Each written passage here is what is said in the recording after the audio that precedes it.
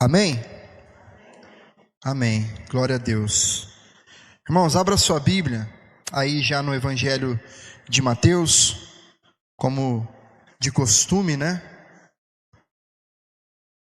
Evangelho de Mateus, lá no capítulo 26, onde estamos estudando. É um capítulo longo, né?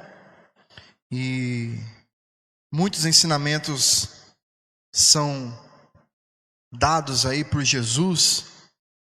Hoje nós vamos nos deter aí aos versículos de 31 até o 35 apenas. Mateus 26, de 31 a 35.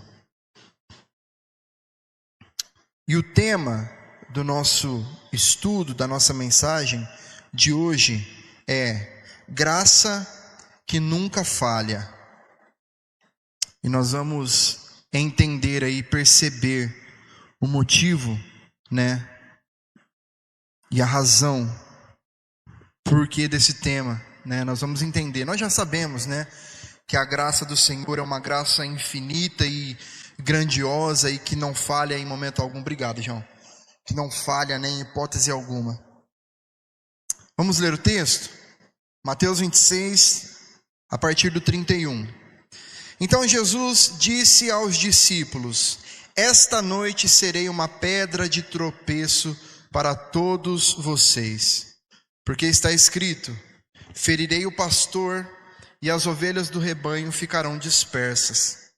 Mas depois da minha ressurreição irei adiante de vocês para a Galileia.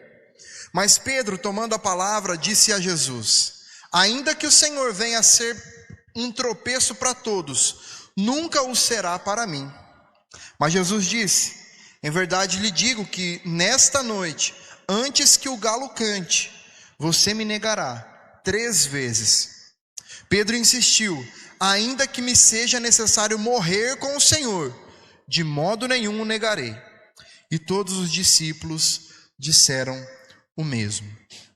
É interessante, né, que numa sequência aí, Jesus, ele fala sobre alguém que o trairia e alguém que o negaria.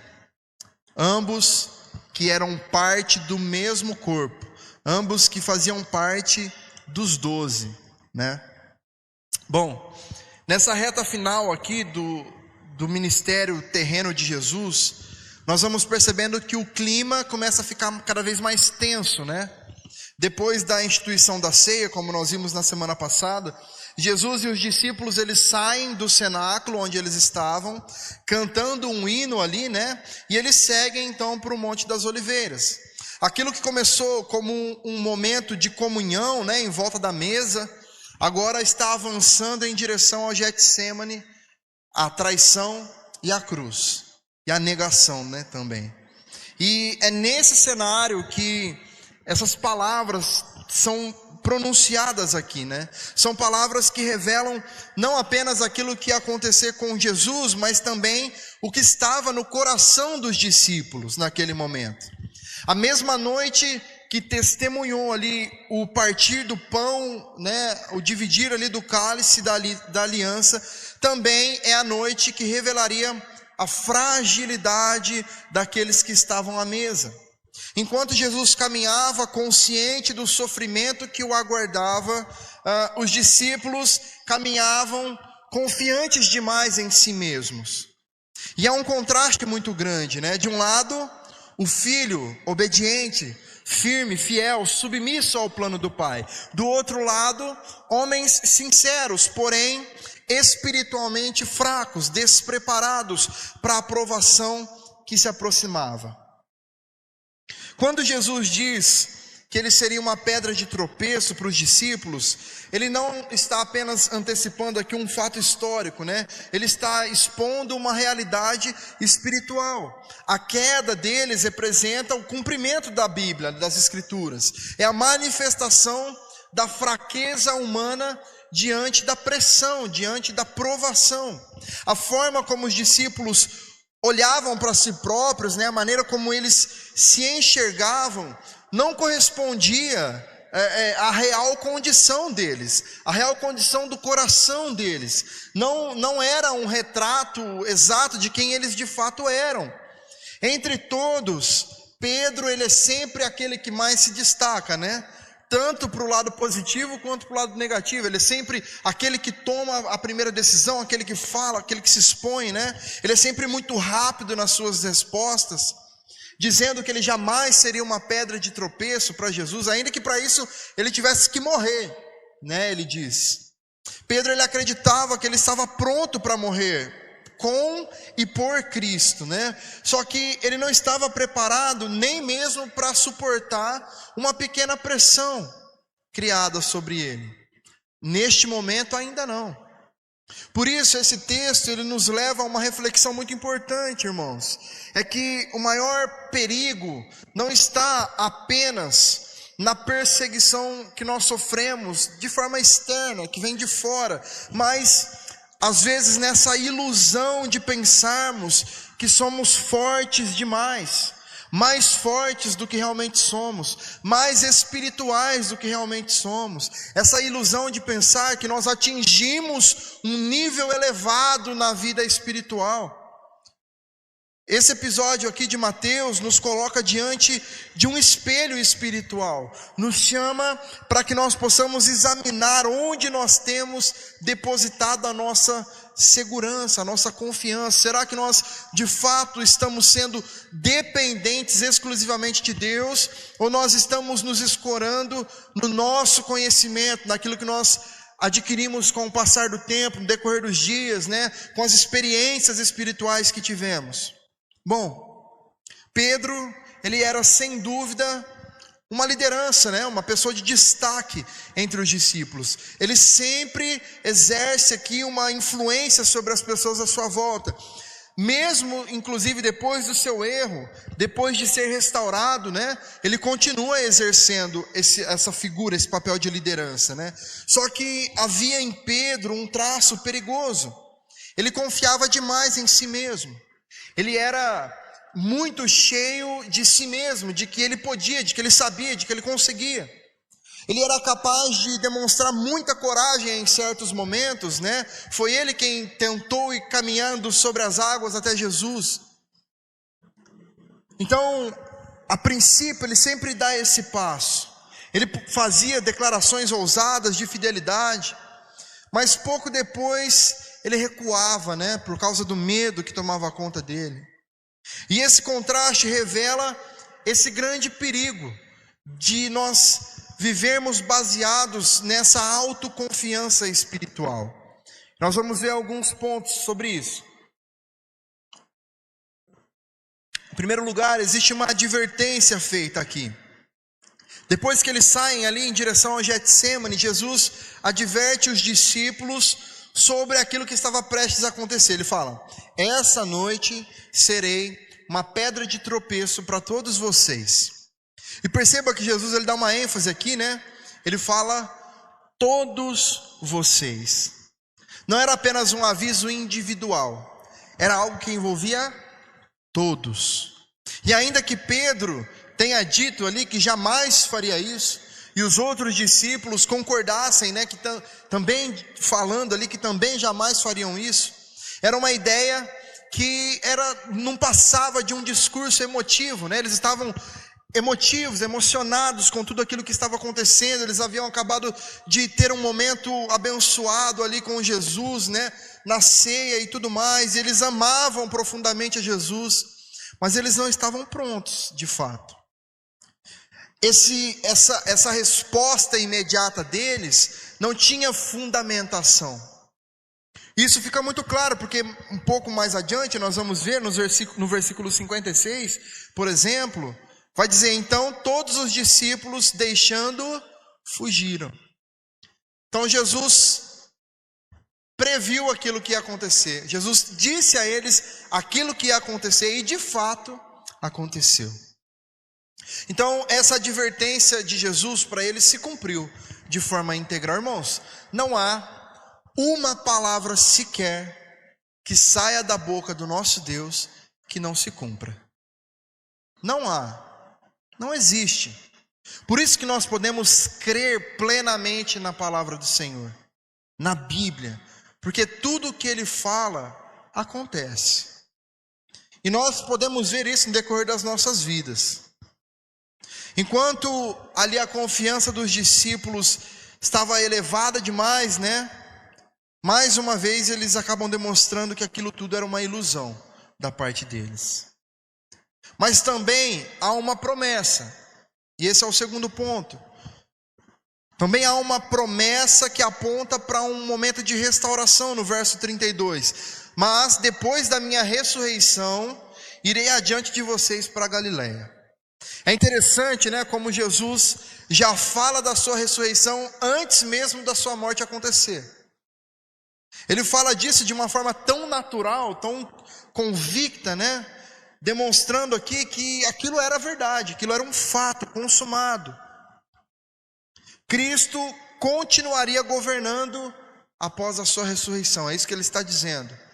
É uma promessa que demonstra a fraqueza humana, né, mas demonstra que essa fraqueza não frustra o plano soberano de Deus. Vocês vão me negar, vocês vão fugir, vocês vão me abandonar, vocês vão me trair, mas eu continuarei sendo quem eu sou, reinando como sempre reinei.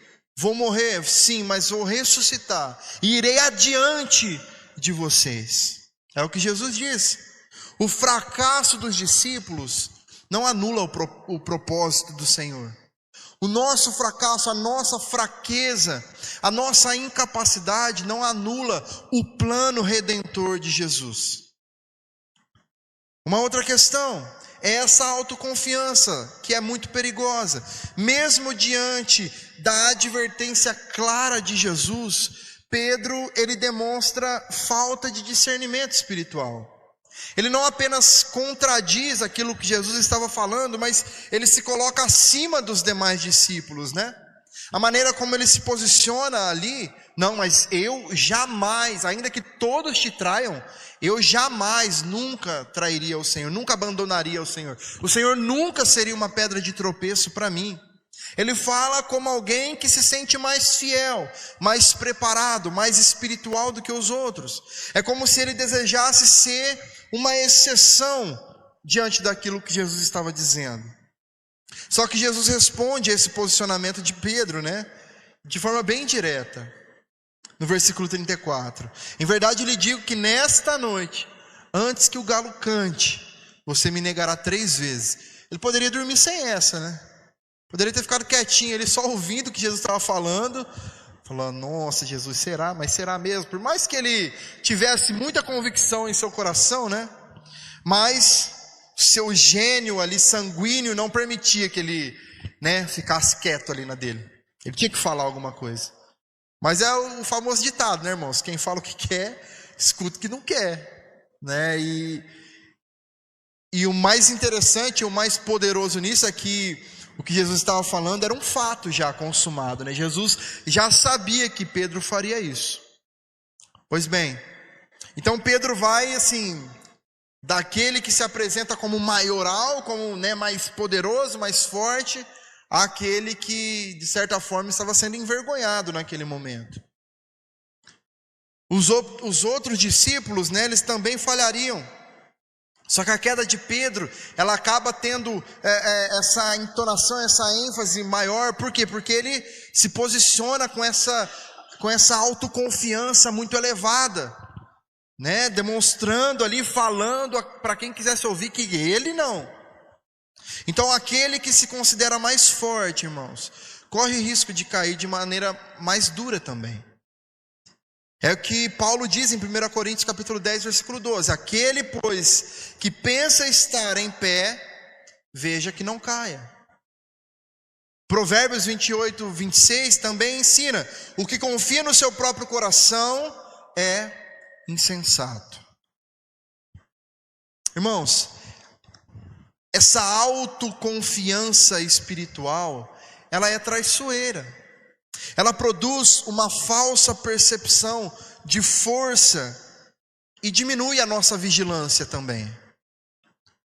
Por isso nós precisamos, obviamente, buscar cada vez mais conhecimento, buscar cada vez mais sermos cheios do Espírito Santo, buscar cada vez mais termos os dons do Espírito Santo, viver para Ele, trabalhar para Ele, servir ao Senhor, com todo o nosso empenho, com toda a nossa força, mas sem jamais nos esquecermos que somos dependentes do Senhor, para os mínimos detalhes das nossas vidas, e que por maior que seja o conhecimento que nós acumulemos no decorrer das nossas vidas, por maior que seja a experiência que nós vamos acumulando no decorrer da nossa caminhada cristã, porque participamos de ministérios, porque vivemos dentro da igreja há muito tempo, porque participamos, contribuímos, nos empenhamos, trabalhamos, estávamos presentes, continuaremos sendo totalmente dependentes do Senhor.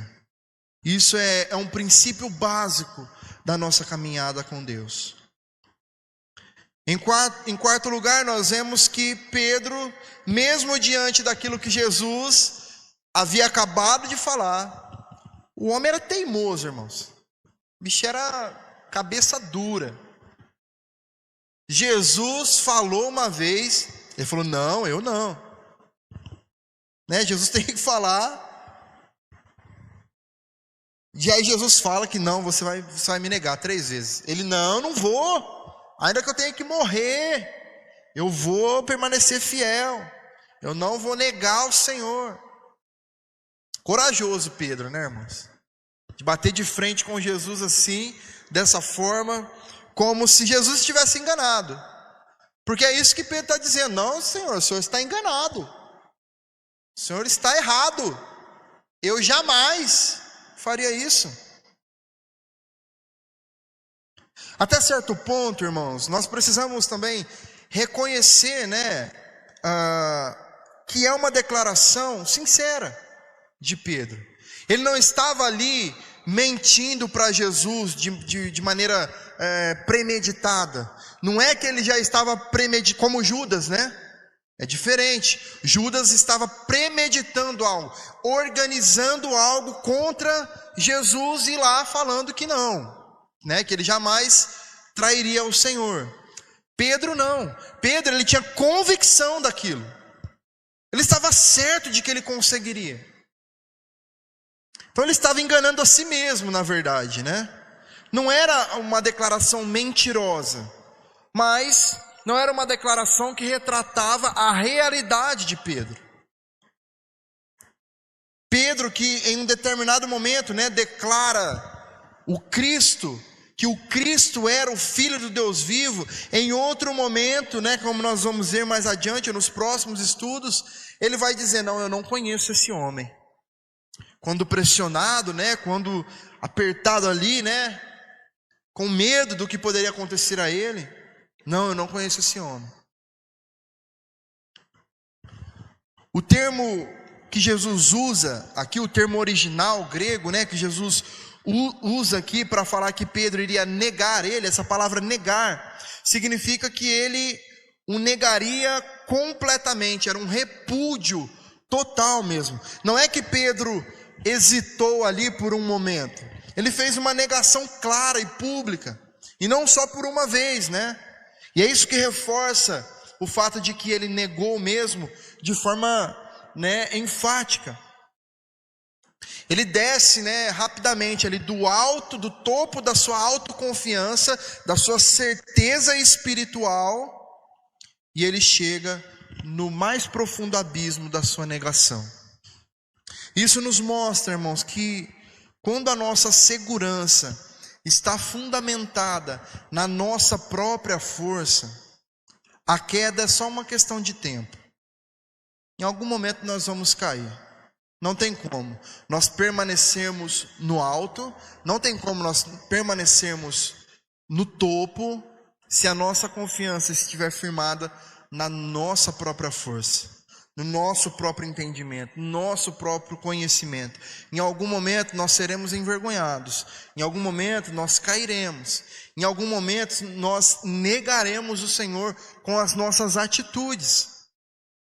Por isso que nós precisamos estar em constante vigilância. E esse é o primeiro ponto da aplicação que eu gostaria de trazer. A autoconfiança espiritual é um perigo silencioso que exige vigilância constante da nossa parte. O maior risco que nós corremos, irmãos, nem sempre está em alguém que se opõe à nossa fé, que cria debates, embates conosco.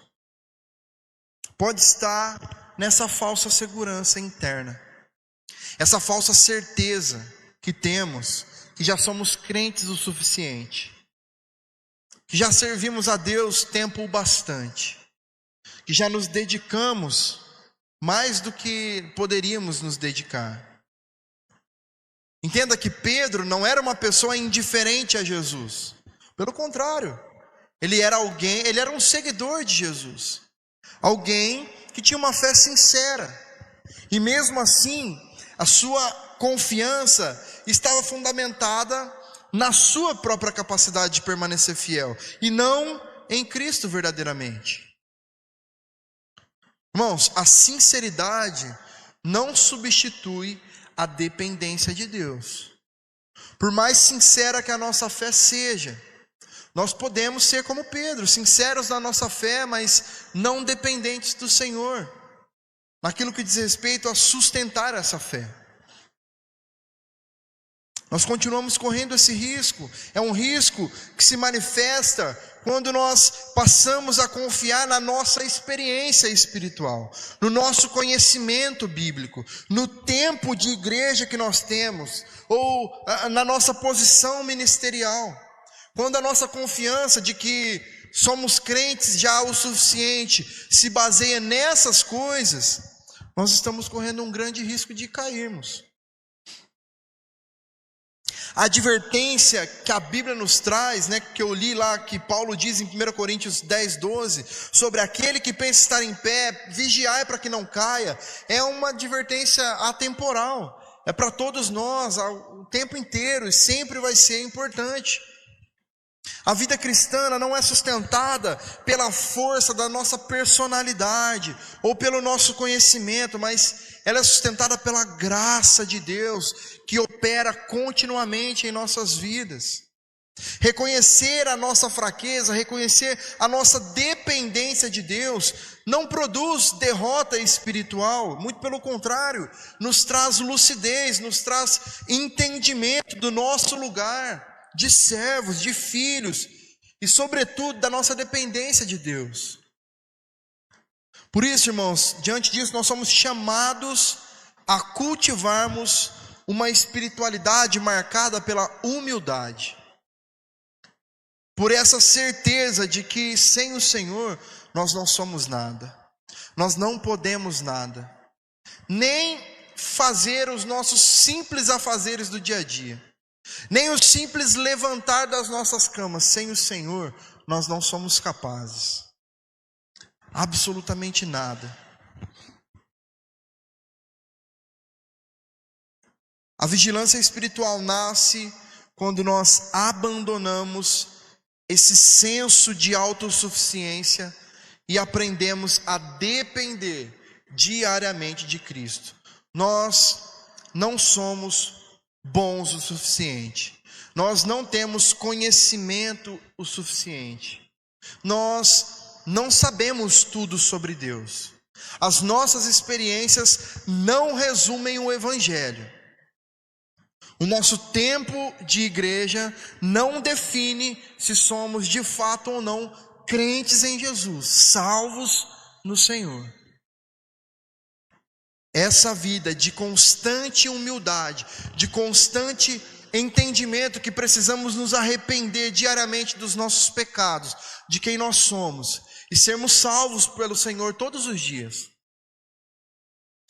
Em segundo lugar, a palavra de Jesus, a palavra de Cristo, é muito mais confiável do que a nossa percepção espiritual.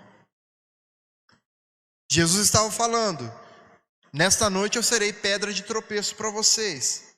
Pedro responde: o Senhor pode ser pedra de tropeço para todo mundo, mas para mim não. Jesus diz: bom, essa noite você vai me negar 3 vezes antes que o galo cante. Pedro responde: eu jamais negaria o Senhor. Nem que se para isso eu precise morrer. Qual que é o resultado? A palavra de Jesus permaneceu. Isso não vai mudar. Mas eu determino. Mas eu repreendo. Mas eu não aceito. A palavra de Jesus não vai mudar. Não é a nossa percepção espiritual que muda as circunstâncias, irmãos. Não é. A palavra de Jesus, ela é uma só. Ela é direta. Ela não faz curva. Se ele falou que é sim, é sim. Se ele falou que é não, é não. Se ele falou que vai acontecer, vai acontecer. Se ele falou que não vai acontecer, não vai acontecer. Não importa o quanto nós nos empenhamos neste mundo para que as coisas aconteçam ou deixem de acontecer. Vai acontecer ou deixar de acontecer conforme a vontade soberana do Senhor. Porque é a vontade dele que é boa, perfeita e agradável, e não a nossa. Porque é ele quem sabe o que é melhor e não nós. Pedro tinha uma percepção ali sobre si mesmo muito diferente daquilo que Jesus já havia declarado sobre ele. E veja, irmãos, como isso é grandioso, porque nós conseguimos entender que nós não temos domínio nem mesmo sobre nós. Nós não conseguimos dominar nem mesmo o que nós estamos falando que vamos fazer. Quantas vezes nós falamos que esse ano vai ser diferente, esse ano eu vou me dedicar para o Senhor, esse ano eu vou servir ao Senhor na igreja, eu vou me empenhar nos ministérios, esse ano eu vou ler a Bíblia toda, e a gente não faz. Isso demonstra, irmãos, que a nossa percepção espiritual nunca estará acima daquilo que o Senhor está dizendo. Nós somos falhos, nós somos limitados. Por isso, esse ponto está totalmente ligado ao primeiro. Nós dependemos do Senhor para tudo nas nossas vidas. Existe um conflito entre a maneira como Deus nos enxerga e como nós mesmos somos capazes de interpretar quem nós somos. Percebem, irmãos, o quão pequenos nós somos diante do Senhor? Nós não temos domínio nem mesmo sobre nós. Pedro achava que ele tinha esse domínio sobre ele. Jesus estava falando: eu vou ser pedra de tropeço para vocês. Vão perseguir vocês por causa de mim. Você vai me negar 3 vezes. Não vou. Vai. Negou. Muitas vezes, irmãos, nós medimos a nossa condição espiritual pelos sentimentos que nós temos, pelas intenções que nós temos, pelas comparações que nós fazemos com outras pessoas.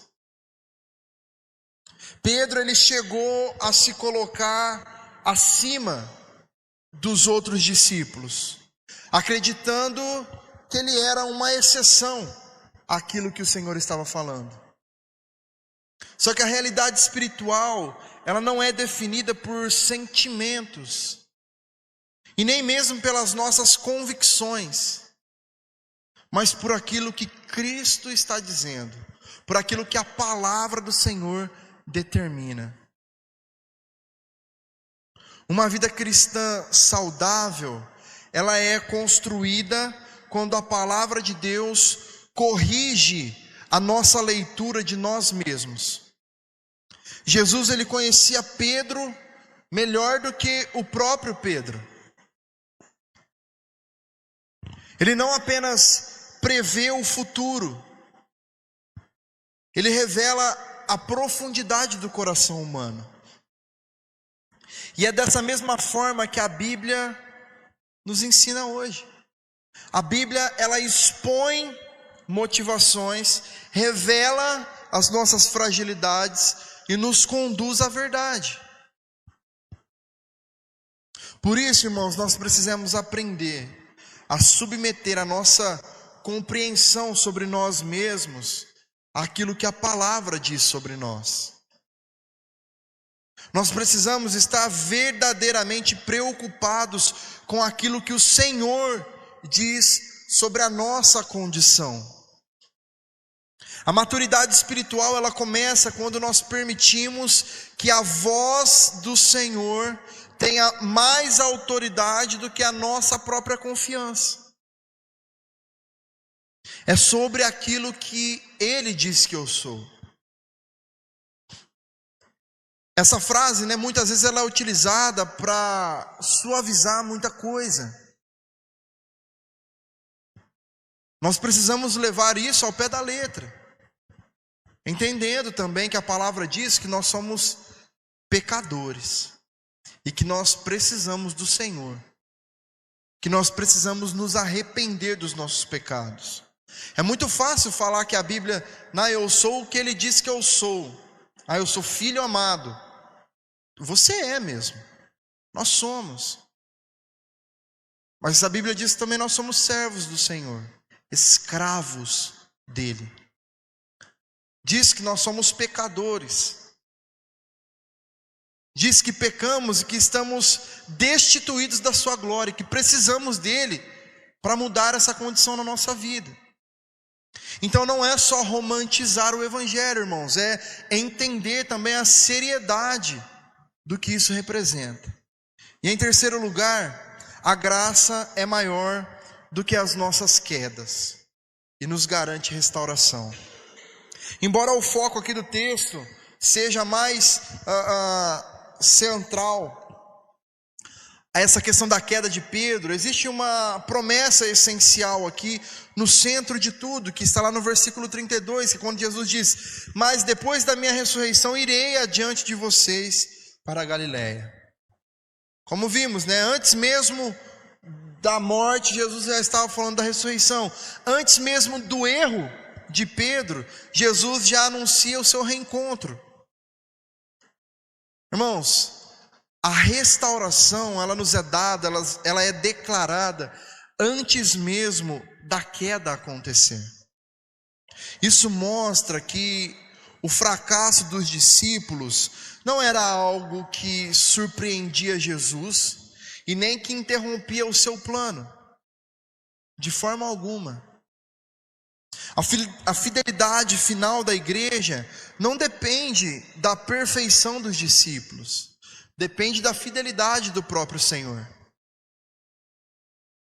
A esperança dos discípulos ali não deveria estar na constância da fé humana, assim como a nossa. A nossa esperança não deve estar nisso. A nossa esperança precisa estar no fato de que somos guiados, liderados pela mão do Senhor. Muitos de nós vivemos presos à culpa de quedas espirituais que já tivemos. Como eu disse, muitas vezes nós planejamos, uma vida espiritual diferente no início de um ano ou diante de uma circunstância que vivemos, mas nós caímos. E às vezes nós começamos a imaginar que esses fracassos anulam de certa forma o nosso relacionamento com Deus. Só que o texto nos mostra o contrário disso. Jesus conhece as nossas fraquezas, sabe que nós cairemos, e de forma antecipada Ele nos chama mesmo assim. Ele nos sustenta e Ele nos restaura. Por isso que é uma graça que nunca falha, irmãos. A graça, ela não ignora a existência do pecado, ela vence esse desespero que ele produz em nós. Dessa forma, nós somos conduzidos a um arrependimento sincero e a uma esperança que se renova. Quando nós falhamos, nós não somos chamados a fugir de Cristo. Muito pelo contrário, nós somos chamados a voltarmos para Ele. A restauração, ela não começa com a nossa força, ela não depende da nossa força para começar. Ela depende da iniciativa do Cristo, que ressuscitou e que continua indo adiante do seu povo. Entenda, já está feito o que precisava ser feito. É por isso que não depende de nós. Qualquer passo que nós dermos em direção ao Senhor, irmãos, é porque Ele já deu esse passo antes, tornando esse nosso passo de agora possível, parte dele. E assim nós concluímos que esse trecho que nós estudamos hoje coloca diante de nós dois caminhos opostos, né? Esse caminho dessa autoconfiança humana e o caminho dessa fidelidade perfeita de Cristo. Enquanto os discípulos confiaram na sua própria força, Jesus caminha de forma consciente para a cruz. Sinal de fraqueza, um sinal de fracasso. Quem olha para Jesus, homem na cruz, diz: esse homem fracassou, esse homem perdeu. Mas não é isso que aconteceu. Pedro, ele caiu porque ele confiou em si mesmo. Mas ele foi restaurado, irmãos, porque ele permaneceu em Cristo. Não é sobre quantas vezes caímos, é sobre permanecermos em Cristo, para que sejamos restaurados quando cairmos. Essa é a esperança do Evangelho. A nossa salvação não depende da intensidade das promessas que nós fazemos, depende da eficácia da obra de Jesus. E se existe uma obra neste mundo que foi eficaz, esta é a obra de Jesus na cruz. Ele é o pastor que, mesmo ferido, reúne novamente suas ovelhas dispersas. Dessa forma, irmãos, o texto nos conduz não apenas a desconfiar da nossa própria força, mas a descansar na suficiência de Cristo. O mesmo Senhor que nos advertiu sobre a queda, que nos adverte constantemente sobre isso, é o mesmo que garante restauração. Nele nós podemos encontrar perdão para as nossas negações, para os nossos pecados, para as nossas falhas. Nele nós podemos encontrar graça para as nossas fraquezas e segurança para que possamos perseverar até o fim. Amém?